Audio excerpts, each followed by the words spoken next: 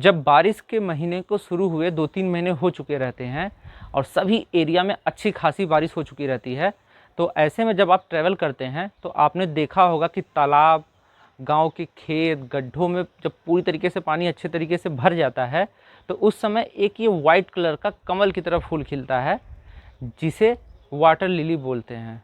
तो इसे हमारे तरफ लोकल एरिया में कोका बेली बोलते हैं और इसका जो बीज होता है इससे मिठाइयाँ भी बनती हैं। तो ये निम्फी इसी फैमिली का प्लांट है। तो ये आप देख रहे हैं, तो मैंने इसे वहीं खेत से ही ये उसके 2-3 प्लांट लेकर के आया हूँ। तो निम्फी इसी ये वही फैमिली है जिसमें कमल के फूल होते हैं और इनके खिलने का पैटर्न भी सेम उसी तरीके से होता है। वैसे ये इस फैमिली में 70 से अधिक प्रजातियाँ होती हैं और अलग अलग वैरायटी में। तो जिसमें वाटर लिली में आपको लाल, पीला, गुलाबी, बैंगनी और यहाँ तक कि वाइट कलर के आपको अलग अलग कई कलर के शेड में आपको इसमें फूल मिलेंगे और सभी देखने में बहुत ही अच्छे लगते हैं। लेकिन जो हमारे एरिया में लोकल नेटिव में मिलते हैं वो मैक्सिमम आपको वाइट कलर के ही मिलते हैं। वहीं जो ब्लू कलर का होता है उसे नीलकमल भी कहते हैं, जिसकी लिली की वैरायटी होती है। और वो जो हाइब्रिड या फिर बाकी देशों की वैरायटी हैं, वहाँ पे जो ठंडे प्रदेश हैं तो उनमें ये प्लांट पेरिनियल प्लांट होता है, यानी कि एक बार आपने इसे अपने घर में लगा लिया तो आपके यहाँ 20, 25, 30 साल तक रहेंगे। लेकिन जो हमारे यहाँ ये कोका बेली है तो ये प्लांट मुश्किल से आपके यहाँ 4-5 महीने रहेंगे, उसके बाद ये डाई बैक हो जाते हैं। लेकिन 4-5 महीने भी ये आपकी गार्डन की शोभा बहुत अच्छे से बढ़ाते हैं और ये देखने में बहुत खूबसूरत लगते हैं। तो अब मैं इस प्लांट को आपको दिखाता हूँ। तो ये है, तो वैसे ये वाटर वाले प्लांट हैं। तो वाटर लिली जो होती हैं ये प्योर पानी में लगने वाले प्लांट होते हैं, लेकिन इसका मतलब ये नहीं कि आप खेत से इसे ला करके डायरेक्ट पानी में लगा देंगे तो ये आपके यहाँ चल जाएंगे। तो इसे लगाने का थोड़ा सा अलग तरीका होता है, जिसे मैं इस वीडियो में आपको दिखाने वाला हूँ। तो जो वाटर लिली है ये, तो उसके नीचे ये जड़ होती है जो कि मिट्टी में होती है, और वहीं बाकी प्लांट जो है ये बाकी एरिया, ये इसका जो ये स्टेम है ये पानी में होता है और ये जो इसके फूल और पत्तियां होती हैं ये पानी के ऊपर होते हैं। तो इसीलिए तो हमें जब भी लगाना है तो ये मिट्टी में रहेगा, नीचे का जड़, और ये वाला स्टेम पानी में, और ये ऊपर की जो पत्तियां हैं ये पानी के ऊपर रहेंगी। तो मैं इनमें से कुछ प्लांट को अलग कर देता हूँ। तो वैसे जब आप तोड़ने जाएंगे तो सीधे आप इसे खींच करके नहीं निकालेंगे, क्योंकि खींच के निकालेंगे तो ये टूट जाएगा। ये बहुत ही फ्रेगाइल होता है और ये आसानी से टूट जाएंगे। ये देखिए, तो ये जड़ से कभी अलग नहीं होंगे। तो आपको पूरा अंदर हाथ डाल करके ये नीचे जड़ के पास से ऐसे एक उंगली दबा करके तब खींचना होगा, तभी जा करके ये प्लांट मिट्टी से निकलेगा। वैसे बहुत आसानी से निकल जाता है, दलदली मिट्टी होता है। तो ये इतना बड़ा प्लांट है। तो होता ये है कि जितना ज़्यादा गहरा पानी होगा तो उसकी स्टेम उतनी ही लंबी होगी। तो जहाँ से मैं ले करके आया हूँ लगभग वहाँ पे 2.5-3 फीट पानी था, तो इसीलिए ये प्लांट इतना लंबा दिख रहा है। तो ये मैं तीनों को अलग कर लेता हूँ। ये कुछ इस तरीके से, इन तीनों में ही कुछ फूल भी हैं और फल भी निकले हुए हैं। तो ये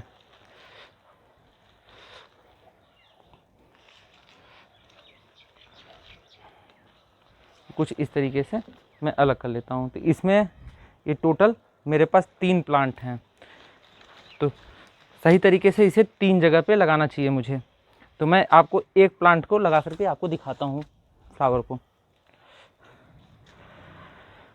तो ये छोटा वाला प्लांट है, तो इसे लगाने में थोड़ा बेटर रहेगा। तो वाटर लिली को लगाने के लिए आपके लिए सबसे बेटर तो होता है या तो 18 इंच या उसके ऊपर के गमले, जैसे कि ये यहाँ पे गमले हैं, ये कम से कम इतने ऊंचे रहें, या फिर चौड़े जितने रहें ये टब टाइप के, लेकिन ऊंचाई थोड़ी ज़्यादा रहे तो ज़्यादा बेटर होगा, क्योंकि उसमें पानी ज़्यादा रहेगा। तो इस तरीके के अगर आप गमले लगाते हैं तो इसके लिए बेटर होगा। और इसके नीचे के लिए आप छोटे गमले, जैसे कि ये कुछ इस टाइप के गमले ले लें, जो उसके अंदर जिसमें आपको मिट्टी रखनी है। तो मैं तो इसके लिए ये छोटा सा ये बर्तन मुझे मिल गया बाहर स्क्रैप में, तो मैं इसी का इस्तेमाल कर लेता हूँ। तो इसे मैं अलग कर देता हूँ। तो आपको इसमें ये डाल करके इसके रूट को, ये देखिए यहाँ से ये फ्लावर निकल रहा है, ये धीरे धीरे स्टेम ऊपर तक जाएगी और ये फ्लावर हो जाएगा। आपको इसमें मिट्टी भर देनी है। तो मिट्टी भरने का भी एक तरीका है। वैसे इसके लिए कोई अलग से आपको मिट्टी नहीं बनानी, जैसे कि आप बाकी पॉटिंग मिक्स बनाते हैं। इसमें आप नॉर्मल जो चिकनी मिट्टी है वही ले लीजिए। इसमें कंपोस्ट या रेत मिलाने की कोई ज़रूरत नहीं होती है। आप नॉर्मल गार्डन सॉइल लीजिए और चिकनी मिट्टी रहे, उसमें वाटर रिटेंशन रहे, ज़्यादा ही बेटर है। तो आप इसकी टेंशन ना लें। तो आपको जो खेतों में मिट्टी मिलती है आप सीधे उसी को उठा लाएं। इसमें खाद भी नहीं मिलाया जाता।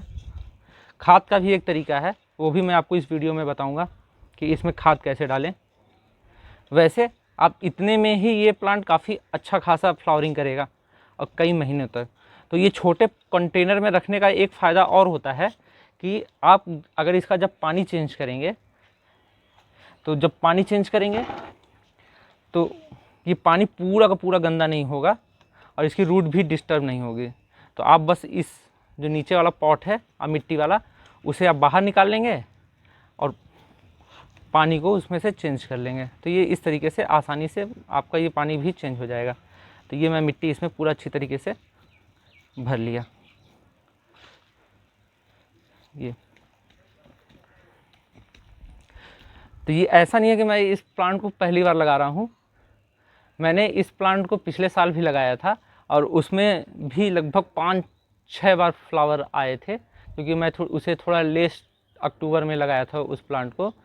तो इसका जो एक बार फ्लावर निकलता है वो कम से कम 3 से 4 दिन तक चलता है, इसका सिंगल फ्लावर। उसके बाद इसमें बहुत सारे फ्लावरिंग होते हैं। बस अब इस तरह जैसे ये पानी है, आप इसे इसी के अंदर रख दीजिए, हो गया। और ये कुछ इस तरीके से, थोड़ा मैं इसमें और पानी ऐड कर लेता हूँ। ये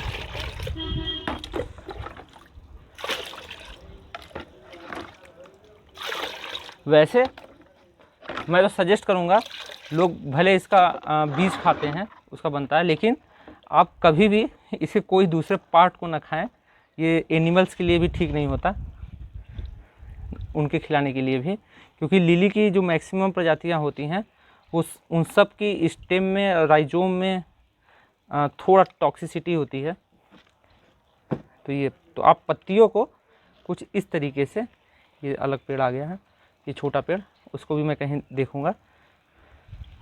तो मेरे पास इस समय यही कंटेनर अवेलेबल है, तो मैं इसी में लगा देता हूँ। वैसे आप अगर किसी चौड़े टब में लगाते हैं तो ये इसके लिए बहुत बेटर होगा। और जो पत्तियाँ आपको सड़ी लगे उसको आप तोड़ दीजिए, आप इसमें ना रखिए, क्योंकि वो इन्फेक्शन को ही फैलाएंगे। तो ये कुछ इस तरीके से थोड़ा सा सेट करना पड़ता है शुरू में। एक बार सेट हो गया बस, उसके बाद आपको कुछ नहीं करना। ये फ्लावर आए हैं तो इनको थोड़ा मैं ऊपर कर देता हूँ।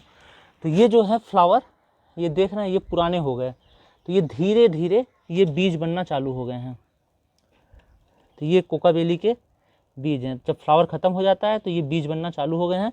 अब ये थोड़े और पुराने हो जाएंगे तो आप उन्हें तोड़ करके उनमें से बीज को भी निकाल सकते हैं, जो नेक्स्ट सीजन के लिए आप प्रोपोगेशन के लिए तैयार रख सकते हैं।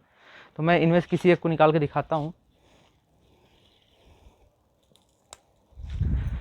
तो ये देख रहे हैं आप, इसे तोड़ करके दिखाता हूँ। तो ये देख रहे हैं, ये इसमें कितने छोटे छोटे बीज हैं। तो ये अभी छोटे हैं और कच्चे हैं, ये थोड़े से और पुराने हो जाएंगे तो ये पक जाएंगे।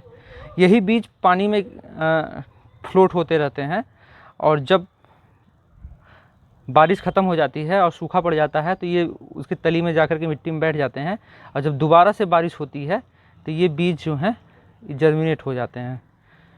तो ये प्लांट इस तरीके से बहुत तेज़ी से बढ़ते हैं, प्रोपोगेट होते हैं, और 2-3 महीने में ही ये पूरे तालाब में भर जाते हैं। तो यही इसके ये बीज हैं। तो मैंने ये दूसरा पेड़ भी, ये मेरे पास दूसरा ये हैंगिंग मग था, इसमें लगा दिया, और इसे भी मैं इसमें डाल देता हूँ। अभी निकालना भी मेरे लिए आसान रहेगा इसमें से। तो अब मैं निकाल करके इन्हें एक सनी लोकेशन में रख देता हूँ।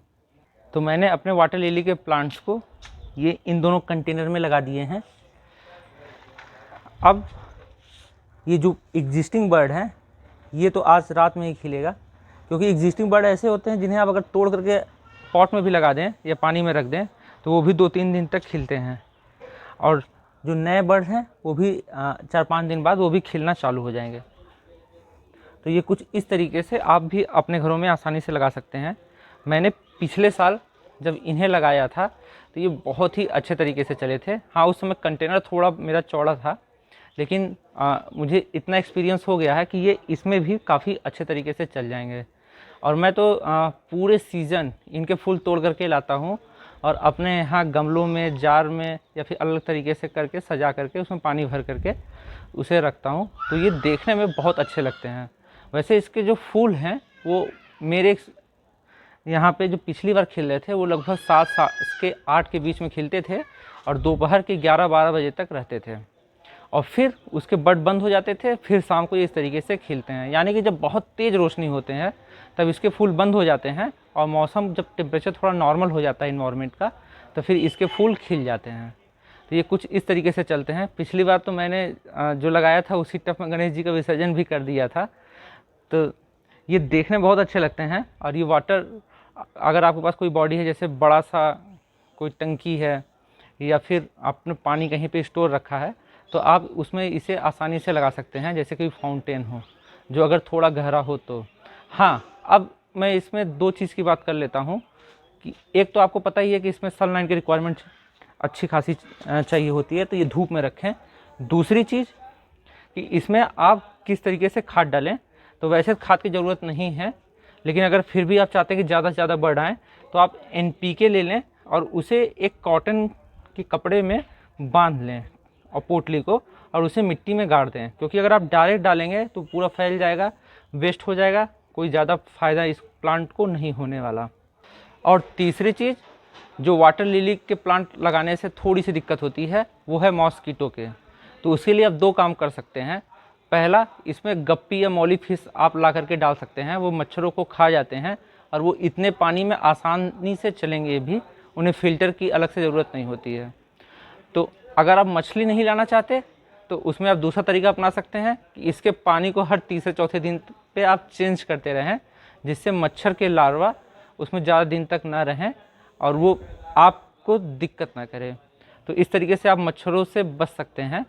बाकी इस प्लांट को कोई ख़ास केयर की ज़रूरत नहीं होती है, बहुत हार्डी प्लांट होता है और ये आसानी से खुद ब खुद आपके यहाँ चलेगा।